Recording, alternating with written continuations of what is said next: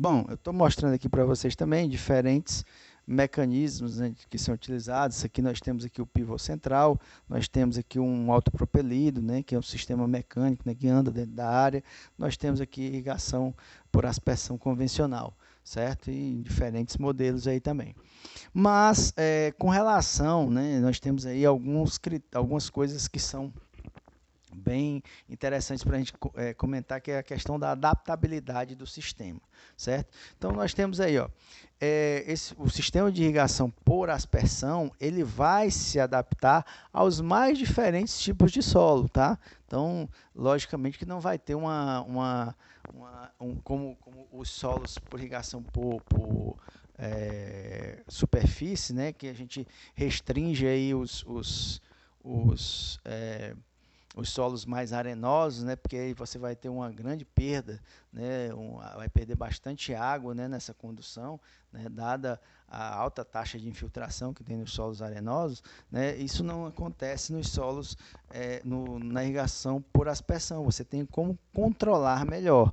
Logicamente, né, que você não vai fornecer grandes volumes de água, isso vai ser um negócio que vai ser administrado. Então, com relação aos solos, o sistema de irrigação por aspersão ele tem uma vasta adaptabilidade. As diferentes gamas de solo você pode fazer utilização aí do sistema de irrigação por aspersão, certo? O sistema não, o método de irrigação por aspersão. Bom, outra questão é que nós temos a topografia. Então eu fiz até aqui um desenhozinho que acabei de derrubar aqui, de destruir aqui, tá? Sumi um pouco, mas eu estou aqui de volta. Então você tem aqui, ó, locais onde você tem um solo que é ondulado, né? Você se tem um sistema de irrigação por aspersão, você consegue com que essa lâmina ela fique sendo distribuída totalmente ao longo da área.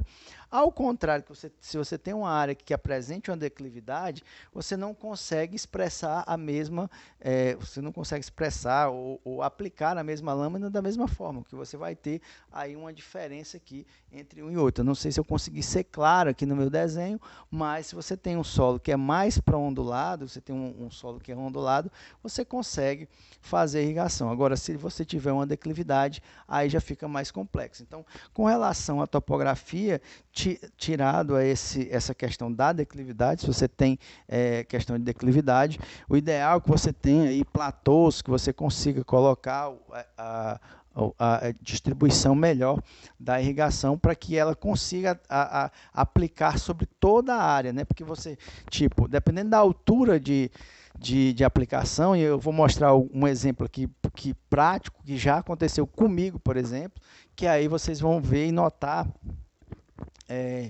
como isso é importante, você aplicar acima da superfície, acima do ponto mais alto da cultura, né? Que você vai ter aí uma melhor distribuição, né, efetiva daquela água na área, certo?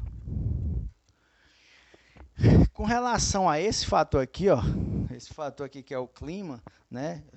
Desculpa ter colocado um monte de coisa aqui, mas vocês vão estar disponíveis para vocês também. Vocês vão, quando vocês pegarem, vocês vão ler, vocês ficam lado a lado lá. Então, dentre os sistemas, né, que a gente tem, né, sistemas e métodos de irrigação, né, a aspersão ela é muito influenciada pelo ambiente, né? O que acontece, né? Que se você faz, não sei se vocês já brincaram dessa forma, né? Você pegar uma mangueira, pegar a ponta da mangueira e jogar para cima, apontar para cima, assim você vai produzir uma aspersão, né? De alguma forma você vai produzir aspersão. E nesse mecanismo que você faz com a ponta do dedo, você vai gerar N tamanhos diferentes de gota. E você vai ver quanto mais fino for o orifício que está saindo a água, né, que você vai medir isso com a ponta do dedo, o que vai acontecer? Você vai formar gotas menores. Essas gotas menores elas são susceptíveis a ser carreadas pelo vento ou evaporar, dependendo da umidade relativa, da temperatura, ou ela pode evaporar. Evaporando, a água não chega à planta. Não chegando à planta, ela não vai ter água, não vai produzir. Então, torna o seu sistema ineficiente, né? Então, principalmente o vento. Se você tem áreas que venta bastante, então o ideal é que você tenha mecanismos que quebrem a energia cinética desse vento, tenha quebra-ventos, né? Você tenha lá uma cortina que evite, né, essas perdas que aconteçam por conta justamente da questão climática, do tempo, né, que vão influenciar diretamente o seu sistema de irrigação. Então, em áreas, né, que tem essa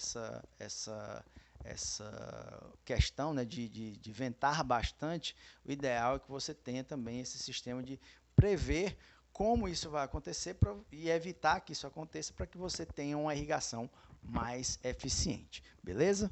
Então, a gente se encontra no próximo vídeo aí para ver que assunto a gente vai tratar.